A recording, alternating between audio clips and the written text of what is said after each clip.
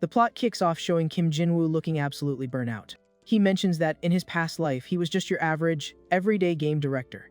That daily grind lasted until he got abruptly ezekaikai to a different dimension called Arsalan, where he went through a ridiculously long and grueling journey.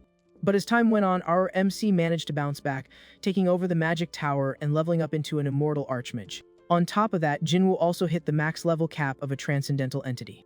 However, despite his non-stop grinding, Arsalan is dangerously close to getting wiped out thanks to a nasty process known as erosion. So, he figures the only way to save the server is by bringing over a bunch of players from modern-day Earth who share a similar gaming mindset to his. But the Archmage quickly realizes it's pretty impossible to offer fair loot or rewards to anyone coming to fight on a planet doomed to crash.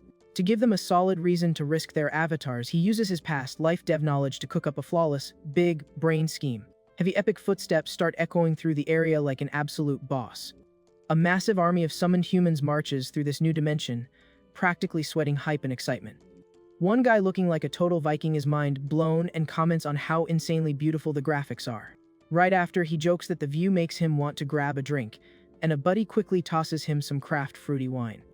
The stuff smells absolutely toxic, literally like poison, making the warrior think taking a sip might just send him straight to the lobby.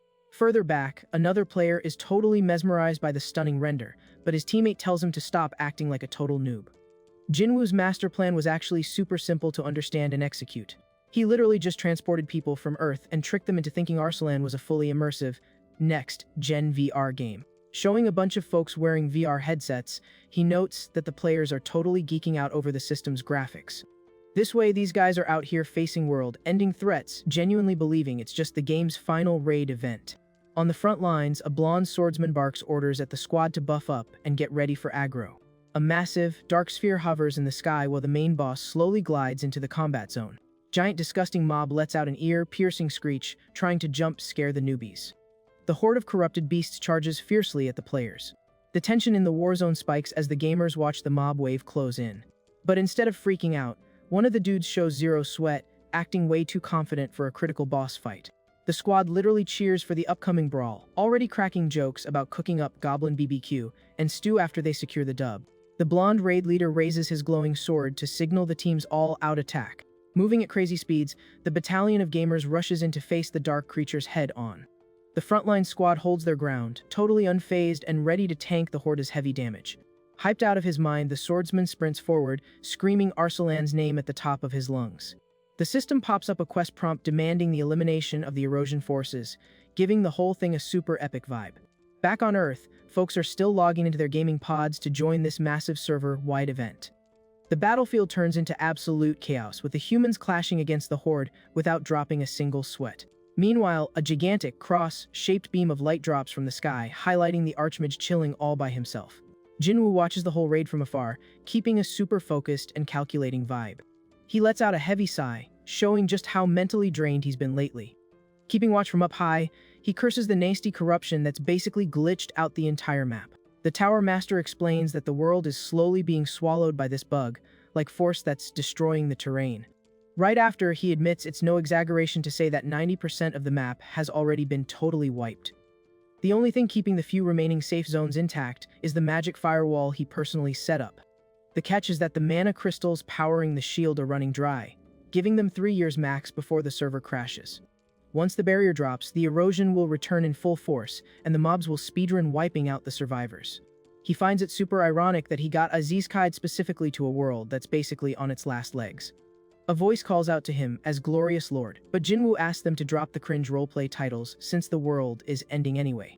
Tiras, his high elf apprentice, agrees, and he scolds her, reminding her he already warned her about exploring that toxic zone. Jinwoo groans about her showing up just to lecture him, then asks what's up, only to find out he got an urgent summons.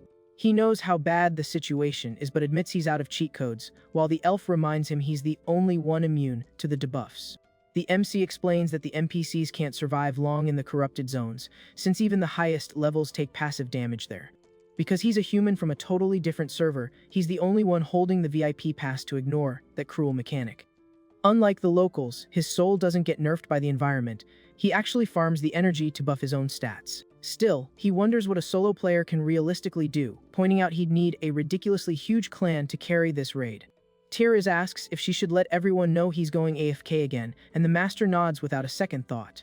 His disciple suggests he take it easy and not go full tryhard just because he can respawn in a new avatar whenever he wants. Joking around, she casually mentions that if he logs out, she'll make sure his next character custom is a really cute boy or a gorgeous girl. Changing the topic, she tells her master to go touch some grass and rest.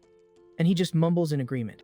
Alone, Jinwoo thinks back to his human days when he was basically a corporate zombie surviving purely on iced coffee. In Arsalan, he built the magic tower and spent his whole playth sweating it out against the erosion. Looking back at his run, the Archmage realizes he hasn't had a single day off since he spawned in. Staring into the distance, he figures the firewall is going to drop soon, leading to a total server wipe. With that in mind, he makes a hard call to find a totally new meta for his future. Sounding super sure of himself, he declares he just wants to drop the controller, quit the grind, and finally chill. Out of nowhere, a blinding light starts glowing from his chest, leaving him super confused about what kind of bug is happening. Totally spooked, he notices his energy bar spiking super fast and going completely out of control. A colossal pillar of light goes off right there, tearing through the sky with insane AoE energy. The Tower Master is left shook, trying to process what triggered this random magic nuke. Seconds later, he feels his stats max out, realizing his soul finally hit the awakening milestone to become a transcendental being. Mind blown, he thinks it's absolutely hilarious that he only unlocked this achievement by finally chilling out after decades of sweating for it. Hyped to test out his new skill tree, he reaches out to see what he can do. A massive dark vortex pops up right in front of him, pulling things in like a black hole. The system UI hits him with a notification saying it's the Gate of Souls, a direct fast travel point back to his home server. Reading the patch notes, Jinwoo realizes he can cast magic through the portal and eventually even transfer physical loot over time. Wasting zero time, he ditches his physical avatar and zooms toward the portal as a glowing spirit. The MC dives straight into the portal's core, surrounded by an insane burst of spiritual VFX. After wrapping up his cross-dimensional loading screen, he opens his eyes to check out the new map. Plot twist, the portal dropped him right over the skyline of a modern Earth metropolis, leaving him totally flabbergasted. Just floating there in spectator mode, he goes quiet, scanning the new biome he just spawned in. Taking in the familiar sights of Seoul, the Archmage is totally shook, wondering if a whole century went by while he was offline. Spotting that people's smartphones haven't changed much, he tries to figure out if he time traveled or if the server ticks run at different speeds. Not wanting to waste time overthinking the lore, Jinwoo decides to head straight to his old spawn point. Dropping into his old neighborhood, the MC just hovers in the middle of the street, checking out the buildings. He quickly realizes some totally random, modern building replaced the exact spot where his old base used to be.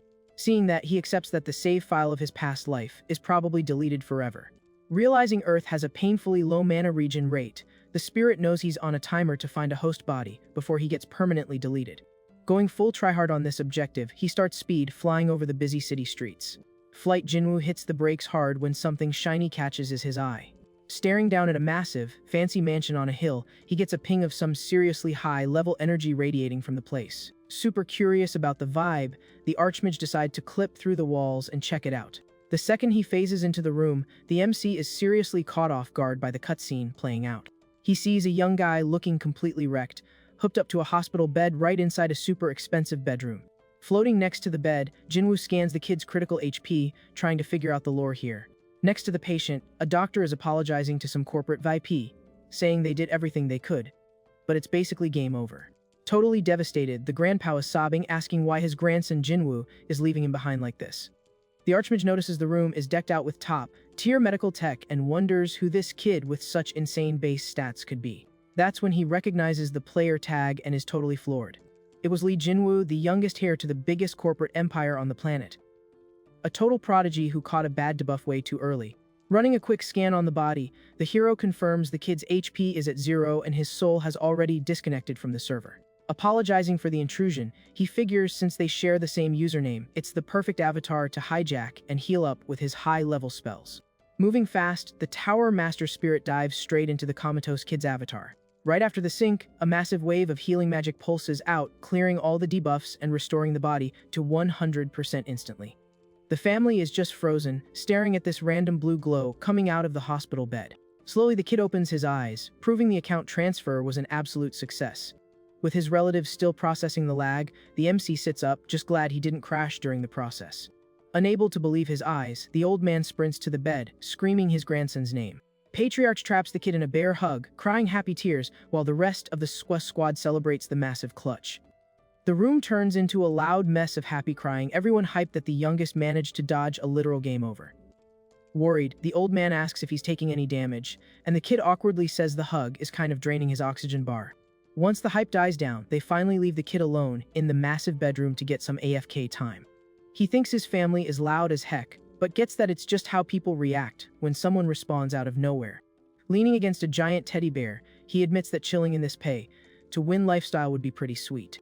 But reality hits him quick. The Arsalan server is still ticking down to a total wipeout. So, the Magic Master starts brainstorming a permanent patch to save that world and delete the mob spawners for good.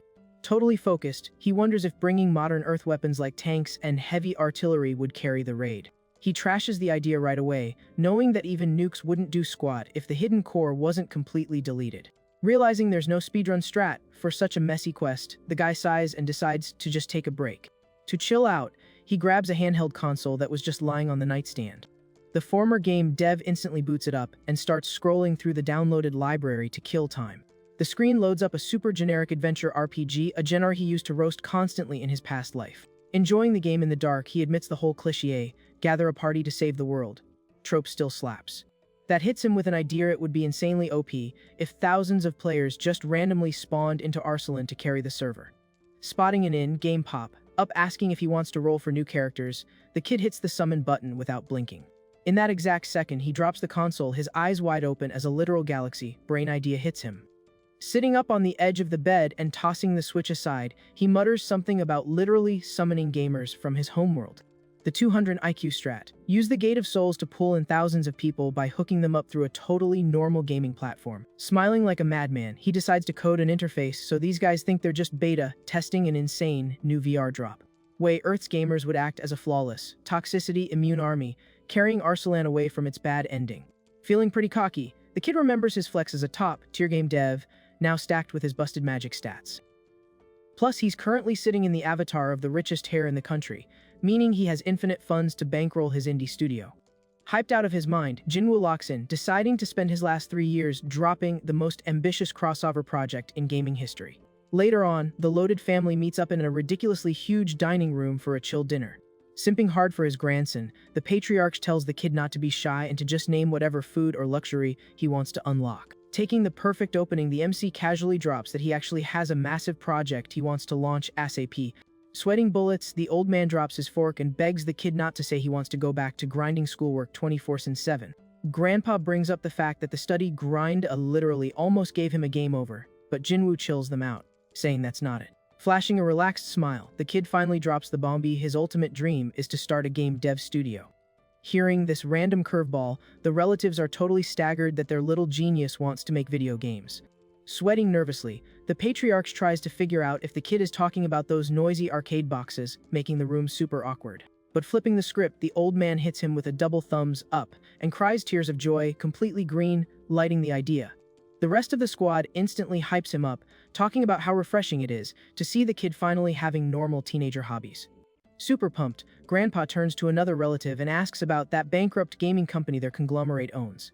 The MC is left speechless when the old man literally transfers the entire studio to his inventory as a get-well-soon gift. Checking out the massive HQ of his new company, the kid realizes that inheriting a dead studio is the ultimate sandbox mode. Super stoked, he thanks his family for the carry and promises to go totally try-hard on this project. Meanwhile, back in the Arsalan server, the Arcane Master's original physical avatar is just chilling AFK on his throne. He notices his high elf buddy carefully posed his body on the royal seat to keep it from taking passive damage. Back on Earth, the kid mentions he cast a permanent buff on his new body so he can dual box in both realities. Logging back into his mystic avatar, he stands up from the epic throne, ready to start writing the game's lore. Inside the magic library, the elf in charge of server logs is totally in the zone, grinding away at her work. She's speeding through the paperwork, updating the wiki with all the major events of their dimension. Using max stealth, the MC pops up behind her asking about the lore, making her practically jump out of her skin. Heart begs her master to stop jump, scaring her like a horror game boss, and he just drops a casual, "my bad." Getting back to the grind, she mentions that the realm's top-tier author is still swamped with quests. The elf explains she's backing up the server logs to give the NPCs some good copium during these dark times. Pulling up a chair, the master gives her props, telling her she's genuinely got a good heart. Then, he drops a quest on her, write a storyline about a random traveler dropping in, making her wonder if he wants a romance route. The magic boss explains this player wouldn't care about saving Arsalan and is just looking for a fun playthrough, asking her how to bait someone like that into fighting for them. Analyzing the prompt, the writer gets that he wants to bait casual gamers, suggesting they first need to build a strong emotional attachment to the map. Getting super hyped, the elf says the metastrat is a sweet romance arc that ends in a total tearjerker tragedy. She pitches a scenario where the casual gamer meets their waifu and decides to make this server their permanent home.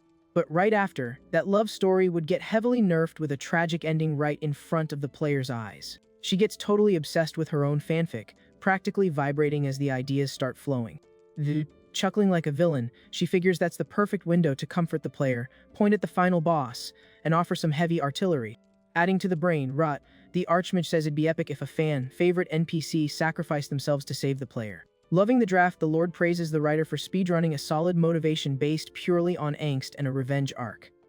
He notes that shared trauma really brings the party together, turning pure spite into an absolute top-tier buff. So, the MC figures if Earth's players get heavily invested in the lore, they'll grind on their own without him even sending a party invite. To cut the weird tension, the master clears his throat, and the apprentice apologizes for totally geeking out.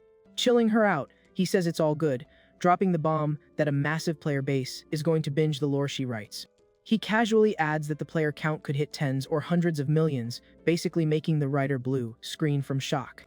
She quickly gets starry-eyed, imagining her fanfics going viral, praising the Lord's big brain for predicting a masterpiece.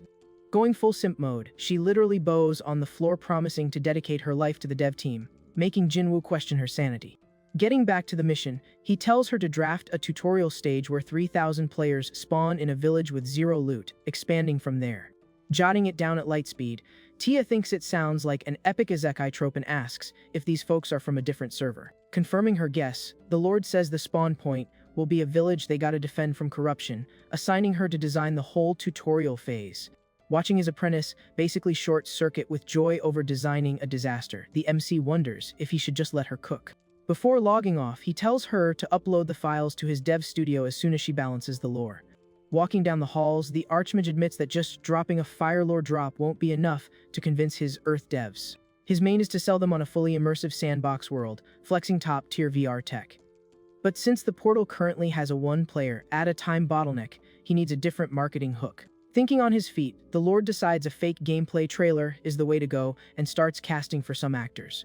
Using the game's voice chat, he hits up one of his mods, who replies instantly. The master says he's heading to the main hub to drop a major quest, and tells the minion to assemble the squad. A massive, beautiful render of the main castle pops up under the bright sky of the magic dimension. With a flashy animation, the magic commander fast travels into the zone through a glowing portal. Strolling into the main lobby, he walks up to the small party waiting patiently for him. The local Baron NPC welcomes the master looking like an absolute fanboy. An old cleric drops his emotes, wishing the MC some top-tier holy buffs. The hero praises them for grinding their dailies, but the NPCs act super humble, saying it's nothing compared to the Lord's carry. The guard captain aggressively thumps her chest, swearing she's ready to drop all her HP for the server. Judging their character designs, the master thinks the soldier looks solid, but the two old dudes definitely don't have the visuals to be main characters. Braining it, the kid figures out a super easy visual mod to fix the casting issue. Chilling on his throne, he asks if the Baron has any dark magic in his skill tree, and the minion humbly nods. Without dropping any lore, the Lord tosses a dark cloak at the minion and tells him to equip it. The second he puts it on, the dude transforms into a totally hardcore skull villain, begging for holy forgiveness, while the hero rates his drip a 10 out of 10. Shifting his focus to the knight, the Lord hands her a custom armor set to inspect. Holding the metal pieces, the warrior is super confused by the meta, asking how this skimpy stuff offers any physical defense. Hyped to start recording, the master tells the fighter equip the gear, but she looks totally scandalized by the cringe request. Doubling down, the kid shoves the loot at her, and she tries to dodge, clearly getting second-hand embarrassment. Putting on his best acting voice, he guilt-trips her, saying she must wear the skin if she wants to carry Arsalan to victory. A few seconds later, the heavy clanking of armor echoes across the stone floor of the lobby. The commander finally walks out rocking a super revealing battle bikini, and the Archmage is totally satisfied with the aesthetic. The hero hypes up the fit, saying it's flawless, while the incredibly embarrassed warrior asks if this actually prevents damage. Totally triggered, the captain asks what kind of broken logic makes less clothing equal more defense, and the kid blatantly lies, saying it's the absolute meta on his home planet. Looking at his little cosplay group, the Lord thinks the squad looks decent but realizes they're missing the ultimate support class. He pictures a classic escort mission where the tank has to protect a squishy VIP, thinking he needs to summon a holy saint. But remembering the local healer is literally a 200-year-old grandma, he trashes that idea instantly. A kid's voice echoes down the hallway, trash talking someone during a game of tag. A little demon girl with horns comes zooming by, dodging another kid while an NPC maid tries to stop the trolling. Spotting the server admin in the room, the little demon hits the brakes, terrified she just crashed a VIP meeting. Out of breath and panicking, she bows apologizing for the lag, saying the orphans glitched into the base without clearance. Staring at the newbie with a totally blank, calculating look, the Archmage realizes he just pulled the missing SR unit. Skipping the tutorial, the MC points at the horned kid and hard locks her into the saint role, leaving everyone absolutely floored. The kid tries to explain her lore, saying she belongs to a race of literal temptation demons, but the guy thinks that's an even better twist, completely ignoring her panic. Clapping like a madman, the commander is super pumped about the absolute meme team he just put together.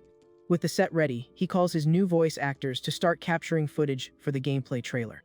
A bit later, dozens of mages drop their emotes to greet the tower leader's arrival. A sorceress steps up to the front, reporting she gathered all 130 guild members as requested. Liz gets super confused, seeing a really weird event happening nearby. Totally lost, she asks why the Lord's squad is wearing such troll cosmetics, and he calmly replies they're just shooting a cinematic. Holding a glowing magic orb, Jinwoo claims it's a necessary event to save their server, even though he knows nobody will understand his galaxy brain marketing scheme. Sitting on his throne like an absolute boss, he announces to the crowd that he finally unlocked his max level abilities. The Lord explains he can now open fast travel portals to other servers, getting massive hype and GG spams from the crowd. Projecting a hologram of a modern Earth gamer, he announces he's gonna summon foreign heroes who have a passive immunity to the corruption debuff. So, the arcane leader orders everyone to drop their side quests and focus 100% on playing support for these incoming carries. Handing the mystic orb to the sorceress, he reveals it's basically an MP4 file of the cutscene they just recorded. Acting super dramatic, the MC orders the mages to edit the footage, adding crazy particle effects and background NPCs to make an absolute banger of a trailer. Pointing at the glowing orb, Jinwoo demands the devs compress the video file so it fits onto a tiny mana fragment, totally shocking his minions. The dev team starts having a collective panic attack, but the tower leader challenges them, asking if any of them are actually going to admit a skill issue. Seeing the squad sweating, the hero figures they might be panicking now, but they'll figure out a patch, since pulling off impossible glitches is a mage's job. Looking at his minions rocking their blue robes, the Archmage suddenly remembers a very famous franchise. The classic little pocket monsters from his Earth gaming setup pop crystal clear into his head. Pointing aggressively, Jinwoo announces that from now on, their guild name is the Magi Muns, leaving the poor devs completely clueless. He then explains he's the trainer throwing the demands and tells his pets to grind until they drop, making the crying mages nod in defeat. Back in Seoul, the IRL traffic is an absolute lagging nightmare as usual. A pair of super expensive shoes flexes on the sidewalk as someone steps out of a luxury ride. Back in his human skin, Jinwoo straightens his tie, dripping with confidence right in front of the HQ he just bought. The young CEO holds his shiny briefcase, relieved he managed to render the concept trailer so fast thanks to his overworked Magi Muns. Just then, a guy in a suit runs up bowing, trying to confirm if this kid is actually the new boss. The bulky dude formally introduces himself as the assistant, Kim Han-soo, looking super hyped to meet him. Shaking hands like a pro, the employee mentions the patriarch assigned him, and that it's an honor to be his carry, getting a chill, polite reply. Keeping it professional, Han-soo says he already dragged the whole team into the lobby, and Jinwoo tells him to lead the way. In the boardroom, the lead producer, Han Yong-sun, is sweating buckets, nervously tapping the desk. The veteran is looking at catastrophic analytics showing the market crashing and that their studio has hit rock bottom with zero chance of a comeback mechanic. Thinking about the new boss, he remembers the kid is a literal cheat code prodigy with 5 PhDs before hitting his 20s. Young-sun can't fathom why someone who just dodged a game over would inherit a dead server, wondering if he's actually got a strategy to revive it. Suddenly, the assistant kicks the door open and loudly announces the CEO has spawned in.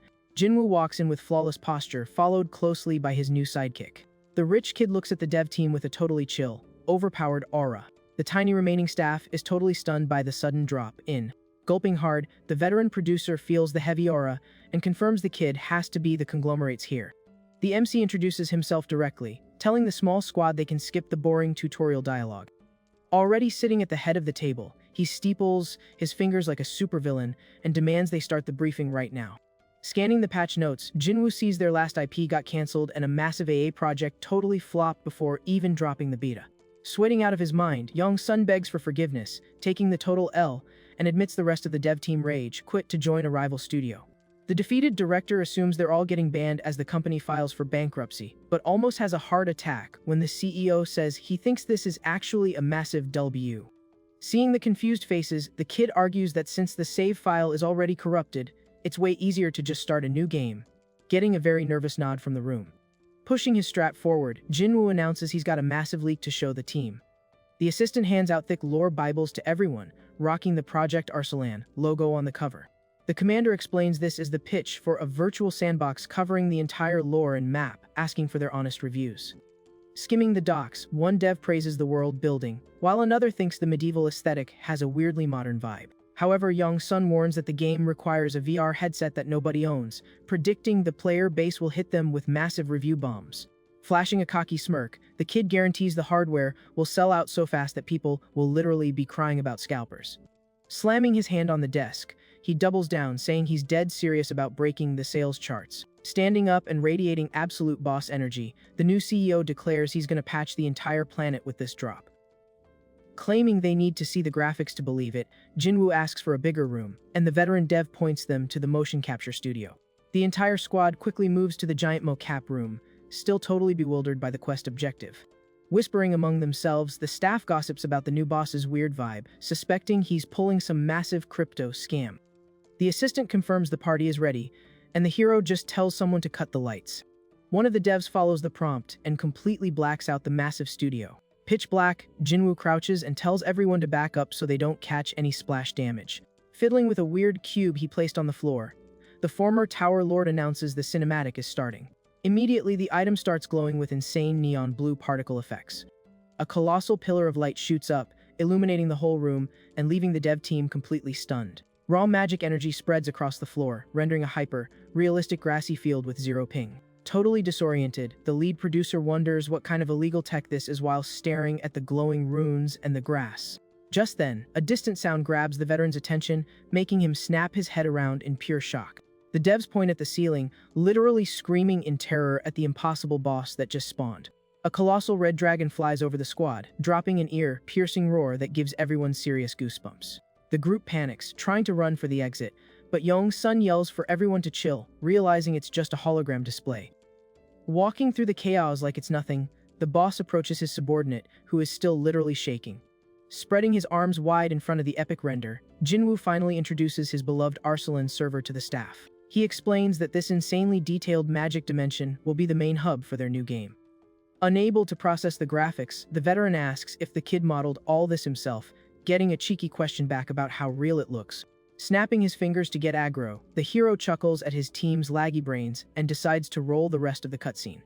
Suddenly, the room's lighting drops to zero, totally aiming for another jump scare. A creepy, corrupted eclipse blocks out the red sky, completely flipping the chill vibe into a horror game. Heavy volumetric fog blocks their vision under the sketchy lighting of the crazy skybox. The floor shatters as a terrifying skeletal hand clips right up through the studio floor. Decked out like a Dark Souls boss, the old minion spawns in, dropping a nasty villain laugh and announcing that the darkness is gonna wipe the server. A massive horde of zombie mobs starts rushing the devs with zero chill. Pointing at the group, the villain orders his minions to gank the targets without mercy.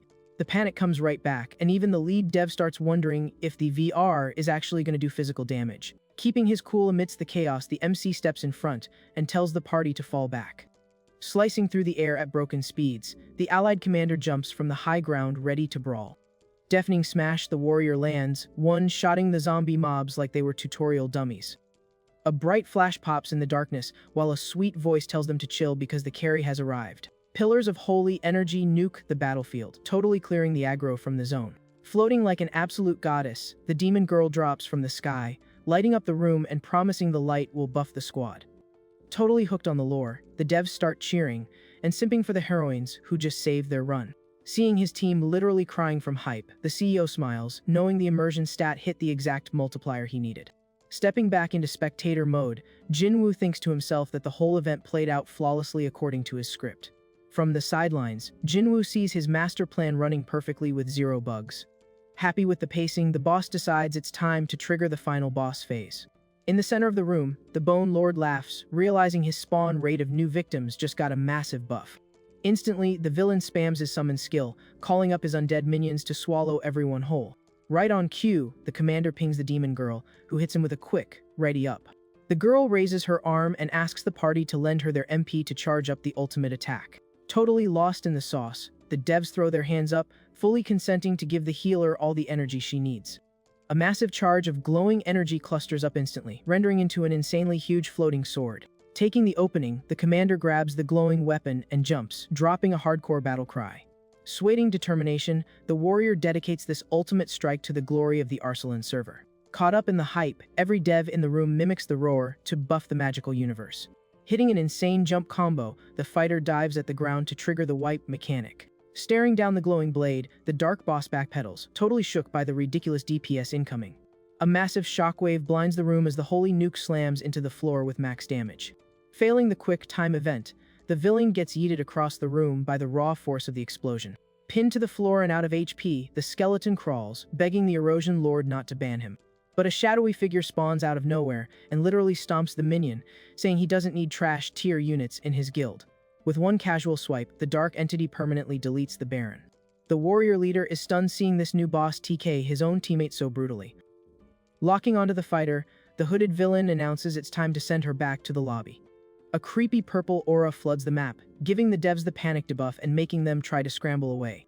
Terrified, the lead producer screams, thinking this is actually the game over screen for the whole dev team. But suddenly, the veteran stops yelling, totally confused as he notices a glitch in the matrix. The studio lights snap back on instantly, deleting all the mobs and leaving the squad completely confused. From the back of the room, Jinwoo strolls up super chill, asking the chat to rate the insane tech demo. Flexing his confidence, the leader notes that the showcase wasn't too shabby for a pre-alpha build. The devs are totally mesmerized, trying to comprehend the engine, and a few even beg to see the healer girl again. Trying to act professional again, the veteran dev apologizes for screaming, blaming it on his first time trying fully immersive VR. The director asks if leaking such busted tech could get them sued for exposing family trade secrets. Brushing it off, the kid laughs and says nobody on the internet would even believe them, considering the devs themselves thought it was fake a minute ago. Having totally hyped up the squad, the Archmage asks if they're down to go full try-hard on the project, and the team agrees to ride it out to the endgame. Super pumped, he tells them to trash their old spaghetti code and focus completely on the new AI-driven engine he built. The dev lead fully embraces the massive grind, swearing they're going to dominate the gaming industry and pop culture worldwide. Raising a fist, the new CEO rallies the squad to be the founders of this massive gaming revolution. Soon enough, internet forums are blowing up with hype posts promising that their studio is dropping a game changer. Spread like wildfire, claiming the ultimate drop of the year is a flawless VR MMO. The hype train is so massive that the media starts treating the CEO like gaming Jesus, calling the release a guaranteed goldmine.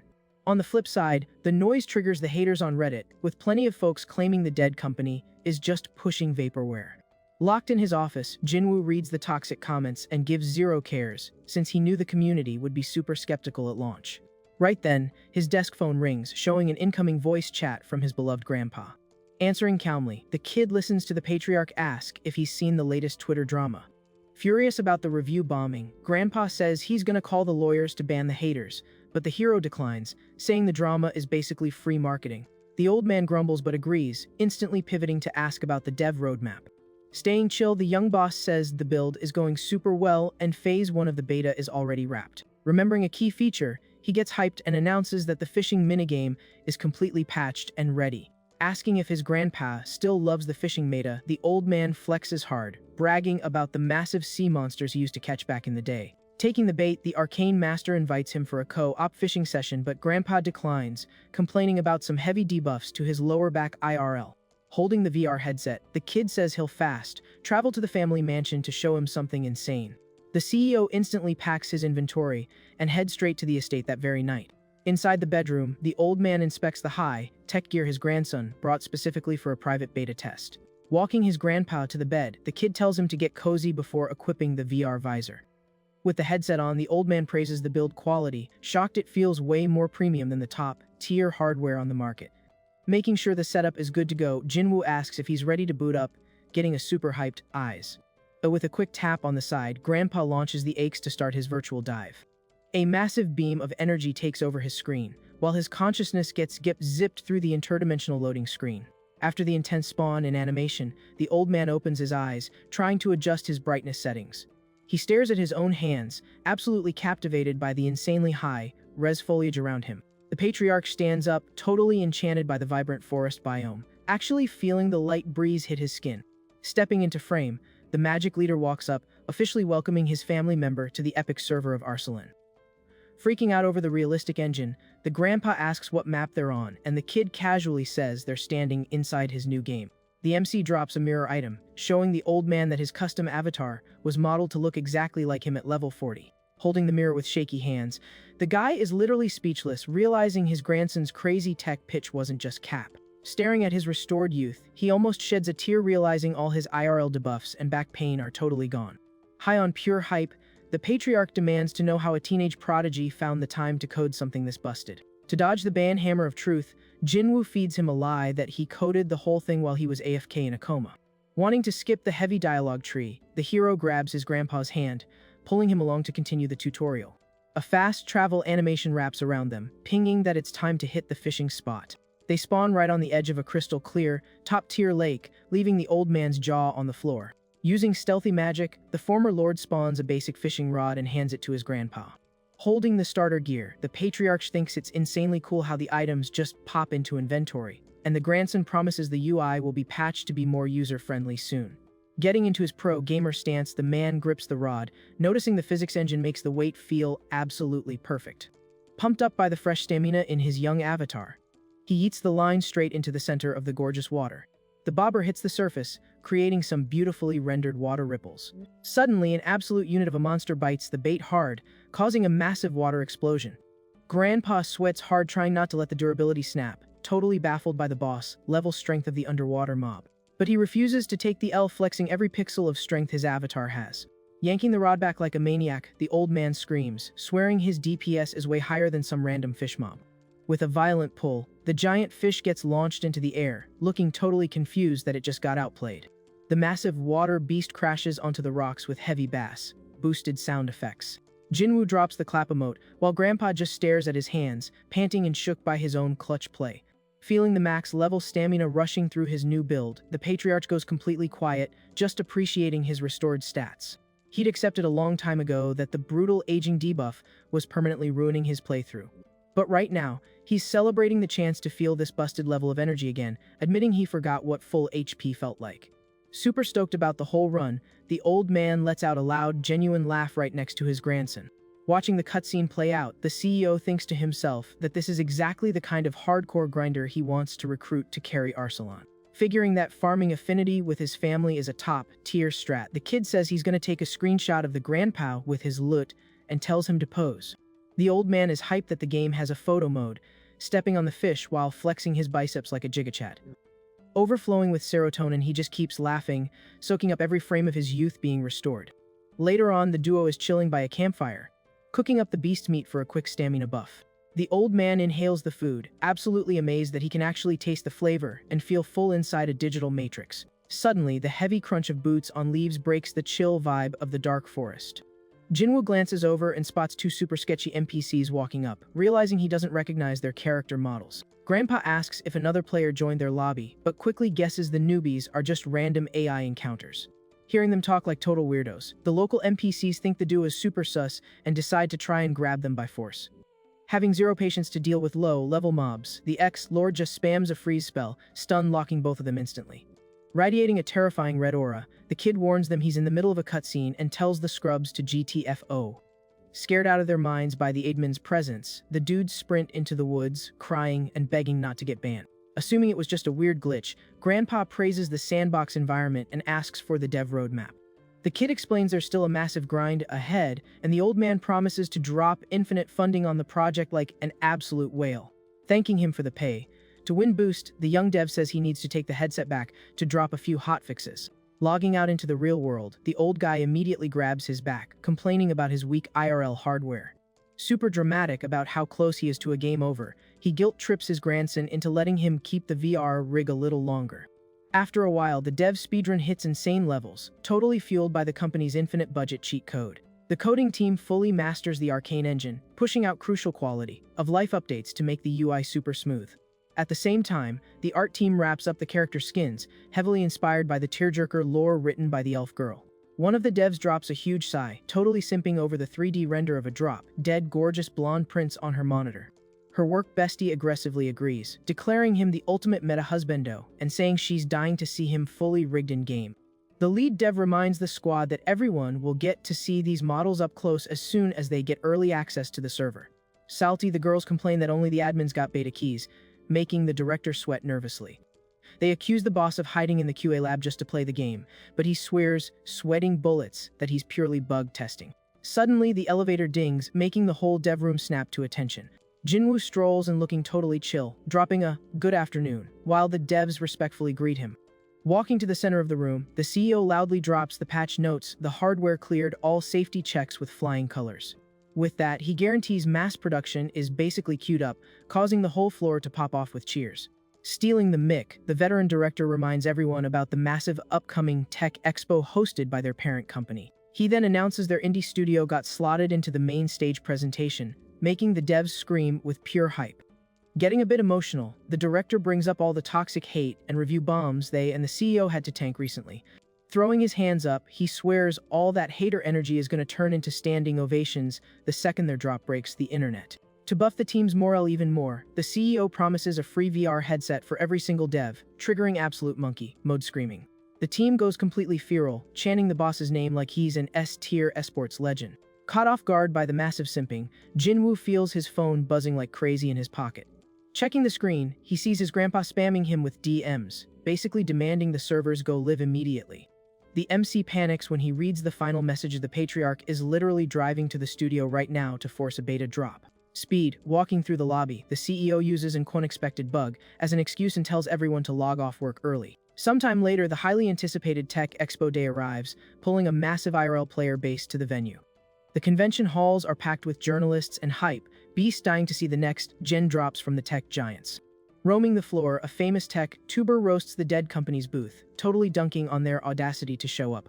The reviewer claims that hyping a flawless VR experience and dropping a buggy mess will permanently delete the studio's reputation. Looking at the current hardware limits, he thinks it's literally impossible for this ragtag team to gap the big American studios. Grabbing a seat in the dark auditorium, the critic readies his camera, promising to post a brutal expose if the tech is trash. On the main stage, the MC calls up the highly awaited VP to reveal the conglomerate's massive gamble.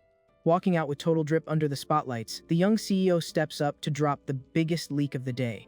The crowd starts whispering, totally shook that the family's legendary sweat actually logged back into the business world. Mic in hand, the hero jokes that he actually enjoyed the Reddit memes claiming he invented anti-gravity and superconductors. Getting serious, he promises that while today's drop isn't a spaceship, it's going to completely shatter their hype meters. With a dramatic snap of his fingers, Jinwoo triggers the venue system, telling everyone the real cinematic is starting. Instantly, a massive holographic tsunami crashes into the crowd, jump-scaring the life out of everyone with its insane 4K realism. The tech tuber's jaw hits the floor as he finds himself swimming in this flawless ocean render, screaming to ask if it's CGI'd. Walking on water like a boss, the CEO recites some lore about how humanity originally mapped the oceans. The skybox shifts at light speed, rendering massive deserts and ice biomes while he talks about the hardcore grind of surviving on land. Standing in a hyper-realistic blizzard, the kid hypes up the insane guts it took for humans to speedrun climbing the tallest mountains. Hooked by the tech, the critic tries to catch a snowflake and freezes when he realizes the haptic feedback actually feels cold. Keeping the presentation rolling, the young boss talks about unlocking the flight tech tree and the sheer willpower that launched rockets into space. Floating in a rendered galaxy, he talks about the urge to explore the cosmos, complaining that the human meat suit is a massive bottleneck. Trying to sound deep, the CEO asks if humanity spawned in way too early to play this cosmic expansion DLC. But instantly pivoting to Chad mode, he snaps his fingers again, declaring he refused to accept that L and just coded a brand new server instead. A massive burst of purple lightning shatters the virtual ceiling, striking the catwalk and leaving the audience totally stunned, locked. The entire map shifts instantly, spawning a creepy skybox lit up by a massive, blood-red moon. The whole crowd is teleported into a ruined, horror game wasteland, looking around completely clueless about the new spawn point. Clutching his camera, the tech expert is literally shaking, asking what map they're on while in-game mobs fly around casually. The audience goes into full panic mode over the spooky aesthetic, screaming because they have zero idea what the actual heck is going on. Feeding off the chaos, Jinwoo T-poses on stage and officially drops the title of his masterpiece to the crowd. The giant jumbotron rolls an epic cinematic trailer, promising full dive immersion in a server where hope hasn't been deleted yet. Holding up the VR headset, he announces early access drops in exactly 2 weeks, but only 2,500 units are up for grabs. The screen flashes the specs, pinging everyone that the ultra-limited pre-order is officially live on their site. The internet immediately has a meltdown, with Twitter fighting over whether such broken immersion could actually exist. A ton of skeptics call cap on the whole event, thinking the company is just farming fake hype to pump their stock prices. Despite the massive wave of toxic threads and legal threats, the hardware sells out on the storefront in record speed. One guy posts that he secured the bag and promises to drop a deep dive review the second the servers go live. Seeing that, his buddy starts geeking out over how this tech is going to shift the entire IRL meta if it actually works. Completely converted, the tech reviewer decides to drop all his regular unboxing content to become a full-time main in this new universe. 2 weeks later, the server boots up, showing a super chill, cozy starter village right in the middle of Arsalan. Watching the spawn point from afar, the Archmage smirks, knowing his galaxy, Brainstrat, is about to go live. One of his mods pings him that the countdown is over, and the human players are finally starting to load in. At the spawn plaza, a bulky NPC throws his arms wide, delivering some super cheesy tutorial dialogue to the incoming players. Cutting the scene abruptly, Jinwoo yells at everyone to pause their pathing. Acting like a movie director, the elf apprentice roasts the innkeeper's stiff acting, demanding way more hype. She orders the guy to eat 6 meals a day, claiming a proper tavern NPC needs a massive dad bod to look legit.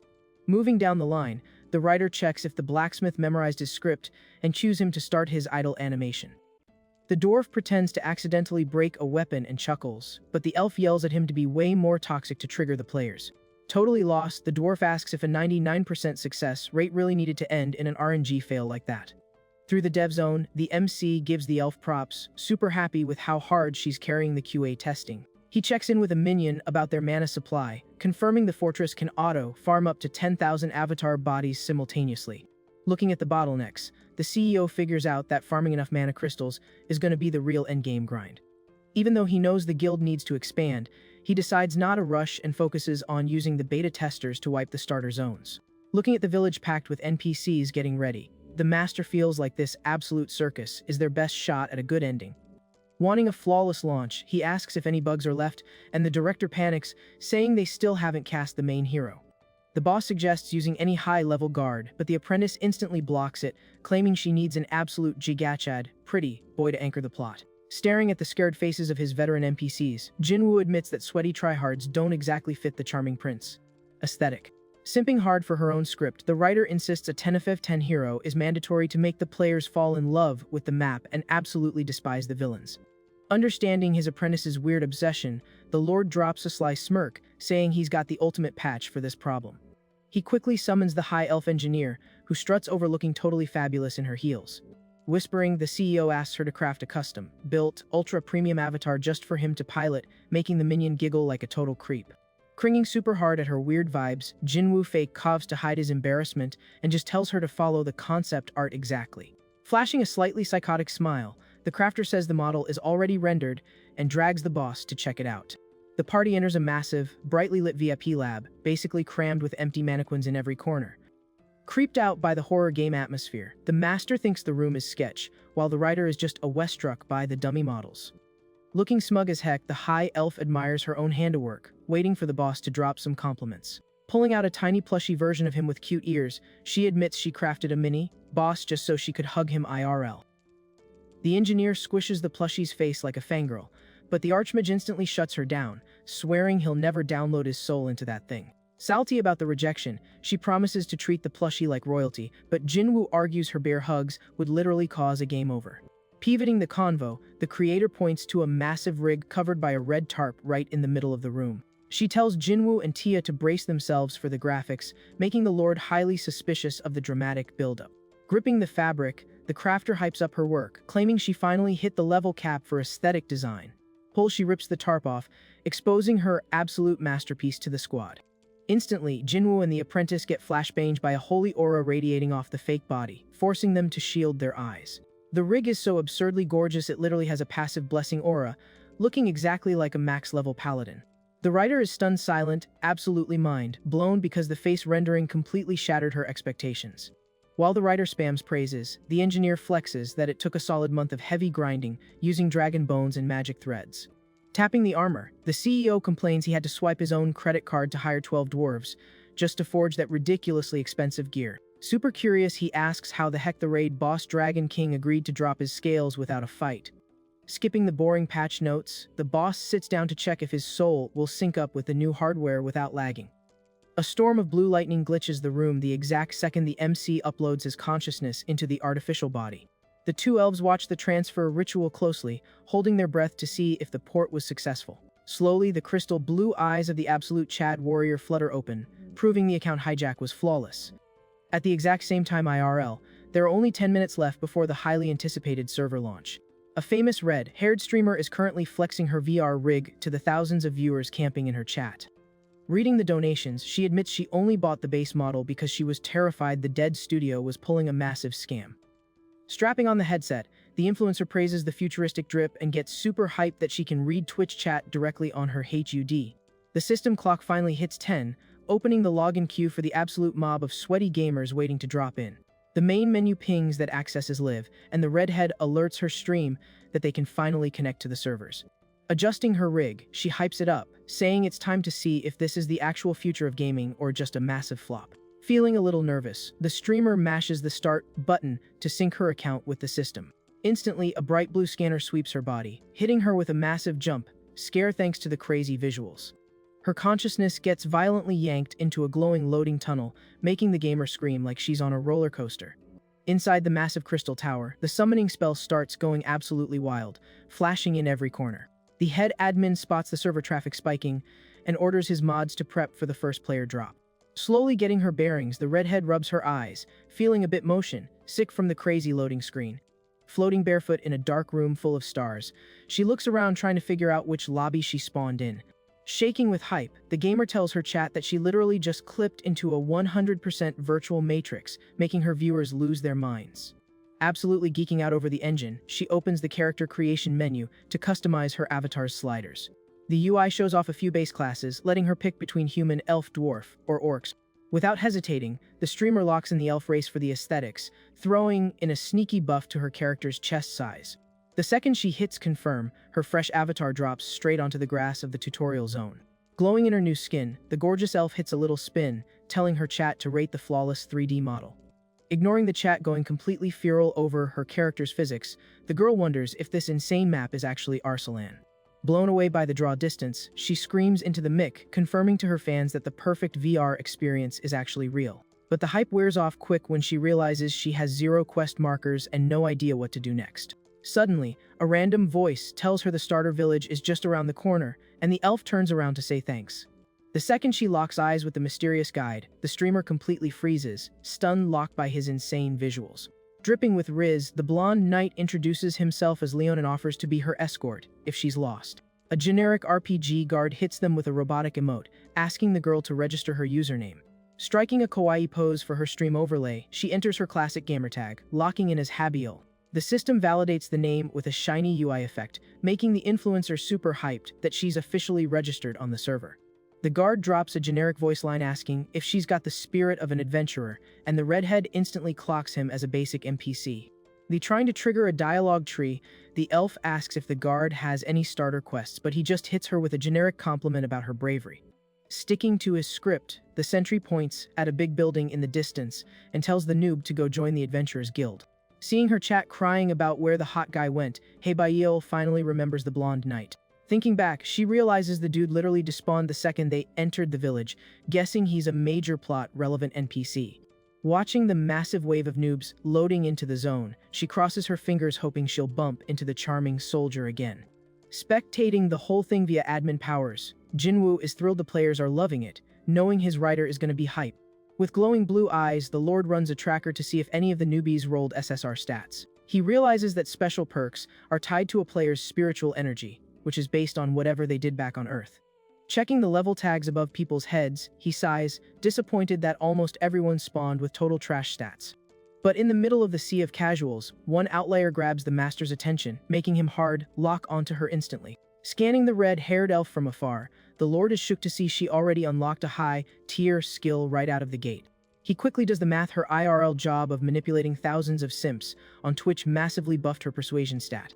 Recognizing how broken that leadership skill is, he plans to let the streamer grind that perk so she can call the raids. Hitting her waypoint, the beautiful elf stops in front of a massive, epic building, the Explorers Guild HQ.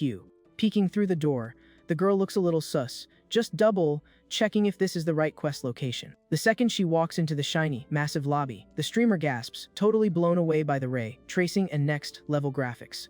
Right then, a super sweet and friendly voice calls out to the gamer, making her instantly fall in love with the vibe.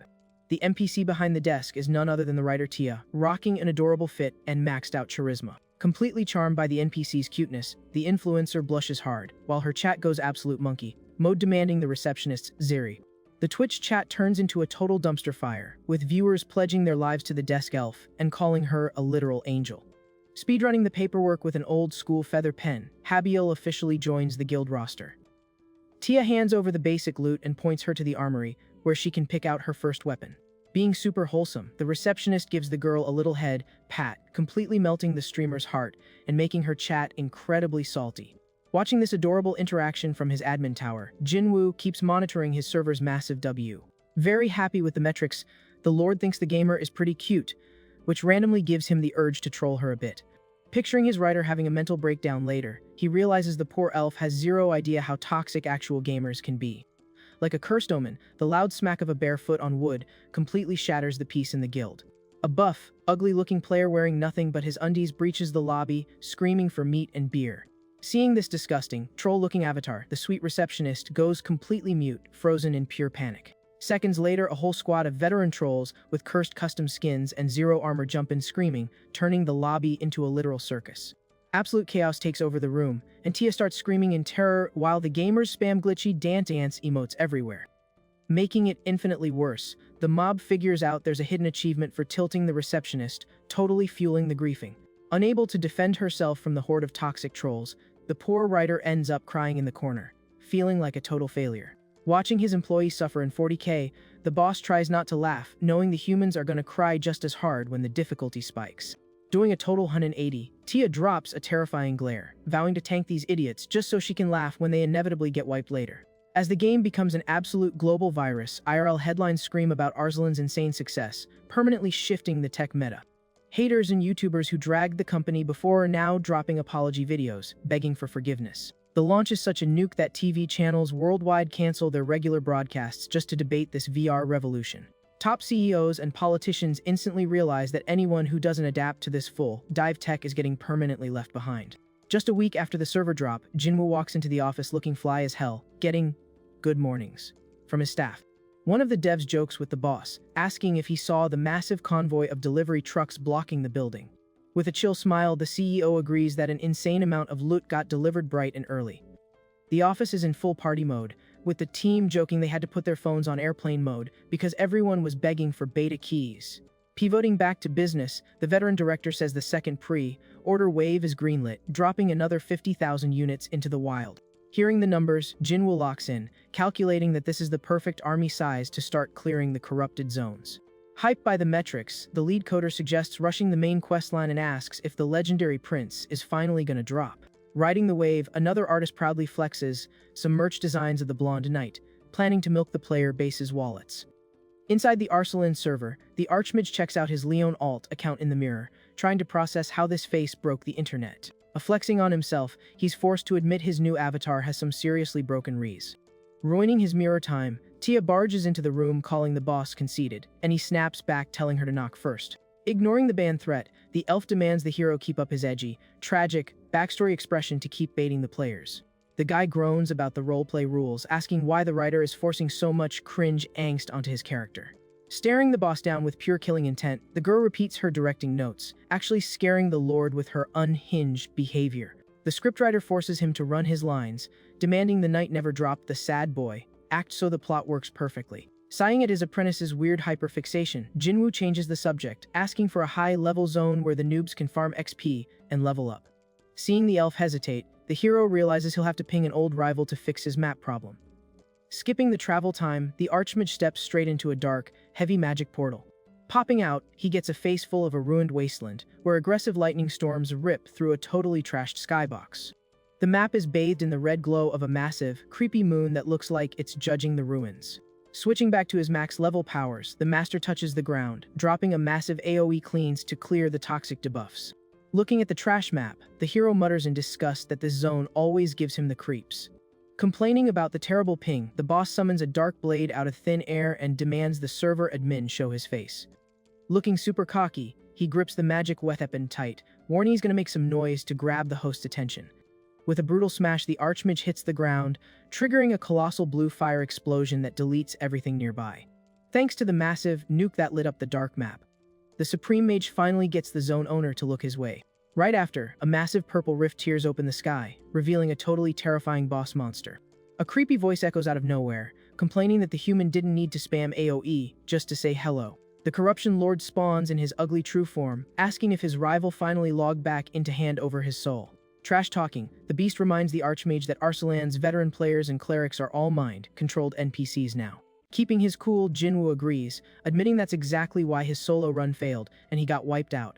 The dark mob tells him to just accept the game over, doubting the firewall can keep him online much longer. Facing the threat, the MC acts like the whole villain monologue is an absolute joke. Triggered by the kid's disrespect, the creature demands to know what's so funny.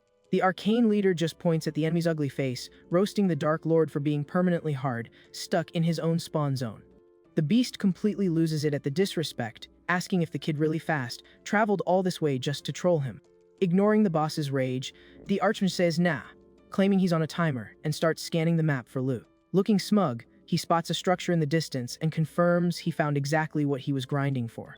His target is a mob spawner packed with corrupted monsters that do nothing but spread toxicity across the server.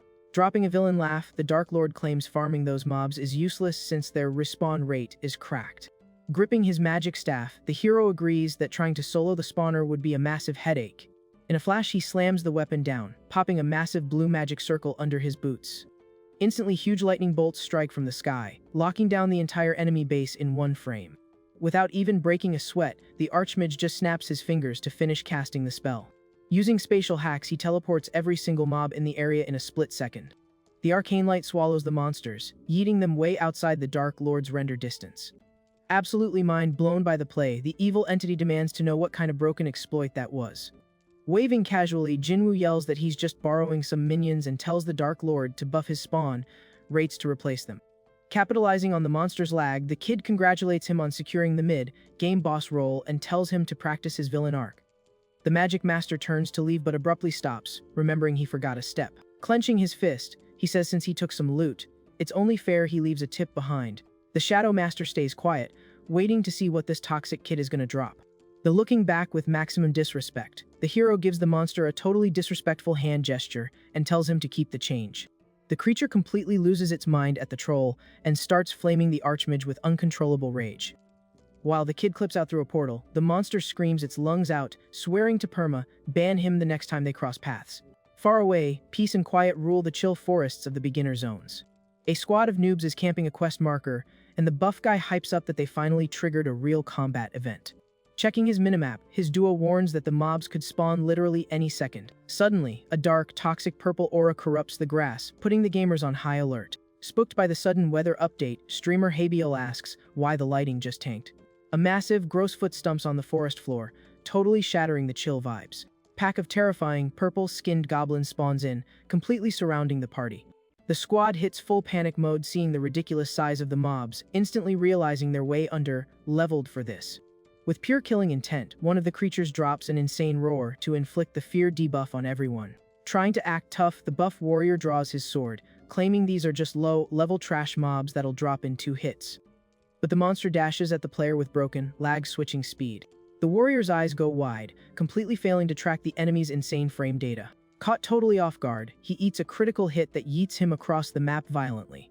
The rest of the party freezes in terror, watching their tank get one shot like a total scrub. Furious at the BS, the red-haired mage flames the mobs and casts a massive fireball. The flames explode with max damage, dropping a crazy heat wave on the combat zone. Cocky about his DPS, the mage smirks and asks if the mob got deleted. The smoke clears, showing the beast totally tanked the magic nuke without dropping a single HP.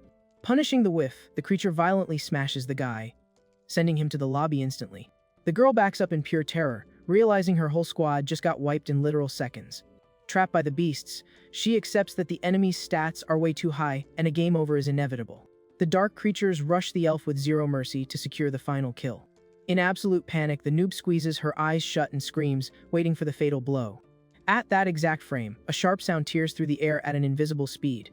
A beam of golden light snipes perfectly through the zone to parry the monster's attack. The burst of Holy AO knocks the beasts back and cleanses the toxic map instantly. Collapsed on the ground, the girl opens her eyes totally confused and sees a hooded figure standing over her. Prince Leon looks back, drops a gentle smile, and greets the player, saying it looks like they bumped into each other again. Radiating unreal rees, the warrior gently asks if she took any damage during the gank. To render this flawless cutscene, the writer blew the budget on the rarest and most premium magic assets. The hero's custom rig was modeled down to the pixel, proving it was a flawless, zero-bug masterpiece. High-tier arcane energy pulses through the warrior's arms, flexing his insane power level. Stun-locked, the gamer stares at the glowing hero, literally unable to look away from his perfect graphics. The Lord's hidden UI is running multiple scripts at once, tweaking the lighting and particle effects to totally hypnotize the girl. Habio falls completely head over heels for the character's insane design, looking totally mesmerized in the middle of the woods. Seeing her chat exploding and spamming massive donos, the redhead shakes her head, trying to snap out of the CC. Noticing the noob lagging out, the prince steps closer, acting worried about her HP. Stuttering nervously, the girl swears she's fine, but the hero gently offers his hand, saying he'll cast a heal just to be safe. A warm, cozy light wraps around the gamer's avatar, leaving her totally starry-eyed. Blushing hard, the elf admits she wasn't even hurt, but notices her stamina bar is completely maxed out by his buff. TTS alerts start blasting as massive donations roll in, hyping up the whole romantic cutscene. Completely ignoring the danger, the redhead hits some kawaii poses and winks to thank her viewers for the sub-bombs. Controlling the NPC from his admin room, the leader is totally shook seeing her randomly start acting like a complete weirdo. The commander stares at the player with a mix of pity and confusion, assuming her AI just broke. Acting concerned, the hero asks if she took a headshot and offers medical help, but the girl rejects it while being incredibly loud. Her stream overlay flashes out of nowhere, with chat demanding she hit her iconic cringe dance right now. Watching the massive amount of money rolling in just to make her do something embarrassing, the warrior observes the madness with pure curiosity. Staying quiet, Jinwoo decides to abuse his admin powers to troll her and see what happens. Using the system tools, he artificially inflates the bounty to 5 million, making the streamer's jaw drop. Hard, carried by the ridiculous payout, the player hesitates but throws her arms up to start the cringe emote.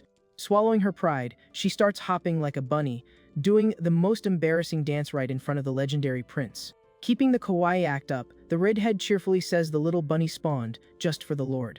But the cringe hits critical mass instantly, and she hides her face, turning around, completely defeated by the weight of the bag she just fumbled. Ignoring the cursed interaction, the warrior suggests they find a safe zone and politely offers to check her for brain damage again. The whole bizarre clip breaks viewership records, making it the absolute peak content of the season for her fans. A bit later, the duo is walking through the chill forest while the influencer inspects every pixel of the knight's model. Just his high-tier walking animation is enough to keep the girl completely hyper-fixated. Stopping randomly, the prince turns under the soft volumetric lighting and warns the noob to watch her step. The gamer's heart rate spikes instantly, and she aggressively simps while thanking him for the carry. Flipping back to serious mode, the warrior promises the corrupted mobs can't pathfind this far out. Being polite, the guy claims he's just a random wanderer, while the noob spams, "Thank you," emotes for the save. Looking deep in thought, the young man drops some lore, saying he travels the server trying to figure out the toxic energy deleting their universe. Instantly, the player connects the dots, realizing this malicious code is why the mobs got that creepy purple reskin. Staying quiet, the tower leader scans her stats, closely using his avatar's busted admin eyes.